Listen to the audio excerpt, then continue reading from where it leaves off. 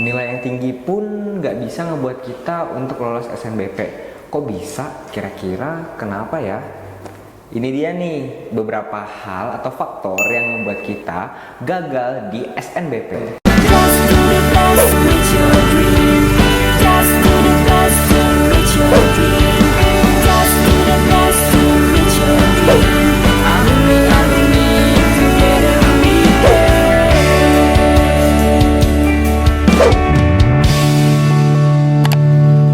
Halo teman-teman, kembali lagi di GP Media Channel bersama aku, Kak Davin. Nah, kali ini kita bakal membahas faktor-faktor yang bisa bikin kita itu gagal untuk lolos SNBP.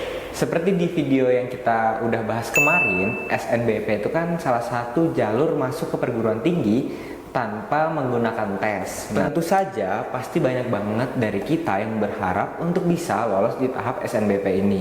Nah, ini dia nih, apa saja yang membuat kita itu bisa gagal di tahap SNBP. Teman-teman, ini poin yang pertama nih. Dilansir dari laman resmi Kemendikbudristek, yaitu hal yang paling berpengaruh di SNBP adalah nilai rapot yang tidak memadai. Nah, apabila nilai rapot kita tidak memadai, itu bisa membuat peluang kita untuk lolos di SNBP itu semakin kecil. Terus juga, kenapa kita harus menjaga nilai kita? Karena ada beberapa kampus dan prodi itu ada nilai yang harus dipenuhi.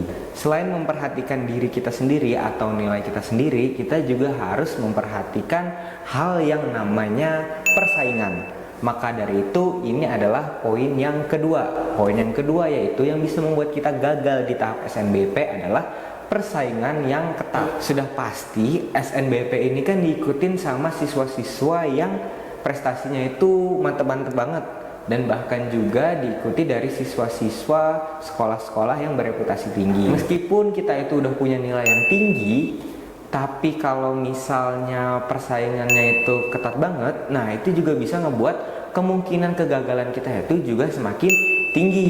Sering terjadi di beberapa prodi yang paling diminati. Yang pertama ada kedokteran, ada teknik, terus ada manajemen, dan juga ada hukum. Maka dari itu, kita sebagai peserta SNBP wajib untuk mengetahui daya tampung dari masing-masing universitas yang kita impikan.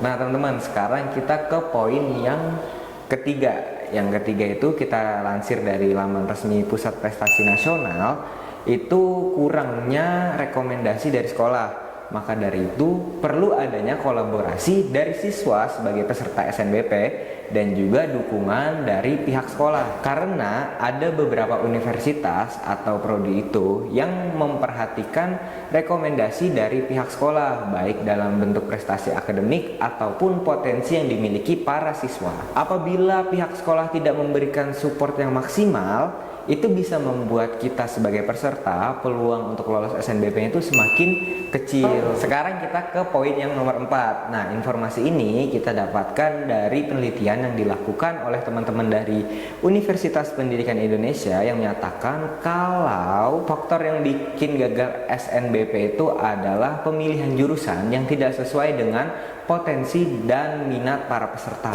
Misalnya, tidak menjaga dengan baik nilai-nilai yang dibutuhkan oleh jurusan yang diinginkan. Selain itu juga memilih jurusan dengan persaingan yang ketat dan membutuhkan keahlian khusus, tapi tanpa mempersiapkan dengan matang. Nah, sekarang ini adalah poin yang nomor 5. Poin yang nomor kelima adalah persiapan diri yang kurang maksimal. Dilansir dari penelitian yang ada di dalam Jurnal Pendidikan Indonesia, karena SNBP ini juga memperhatikan prestasi non-akademik para siswa, maka dari itu diperlukan juga persiapan yang matang untuk meningkatkan peluang kita untuk lolos di SNBP, yaitu seperti aktif di kegiatan ekstrakurikuler, kemudian organisasi, kemudian ada juga kegiatan lainnya yang dapat mendukung kita untuk mendapatkan nilai lebih di SNBP. Nah, dan tentu juga harus didukung dengan ada namanya portofolio ataupun juga dengan sertifikat. Sekarang ke poin yang nomor 6. Nah, ini dilansir dari laman resmi yang menyelenggarakan SNBP, yaitu adalah masalah administrasi. Nah, ini sering terjadi nih kalau kita sebagai siswa ada salah ngisi data salah ngirim berkas, kemudian ada juga ketidaklengkapan dokumen, itu bisa memperkecil peluang kita untuk lolos di SNBP. Sekarang teman-teman, kita ke poin yang ketujuh atau poin yang terakhir. Nah, ini dilansir dari laman resmi Kemendikbudristek, yaitu kesalahan dalam pemilihan universitas ataupun prodi. Kegagalan dapat terjadi apabila kita sebagai peserta SNBP, kegagalan bisa terjadi apabila kita sebagai peserta SNBP memilih universitas atau jurusan yang tidak sesuai, seperti memilih prodi yang terlalu kompetitif, kemudian juga memilih jurusan yang tidak sesuai dengan kapasitas yang kita miliki, seperti memilih prodi yang persaingannya ketat tanpa memperhatikan keahlian atau prestasi di bidang akademik. Nah, itu dia teman-teman, faktor-faktor yang bisa bikin kita gagal di SNBP. Semoga informasi yang tadi bisa membantu kita untuk terhindar dari kegagalan-kegagalan tersebut. Nah, gitu ya teman-teman, sekian untuk video kali ini. Kira-kira untuk video selanjutnya teman-teman mau aku ngebahas tentang apa? Nah, jangan lupa juga ya teman-teman ya untuk like, komen, dan subscribe channel GEP Media. Dadah!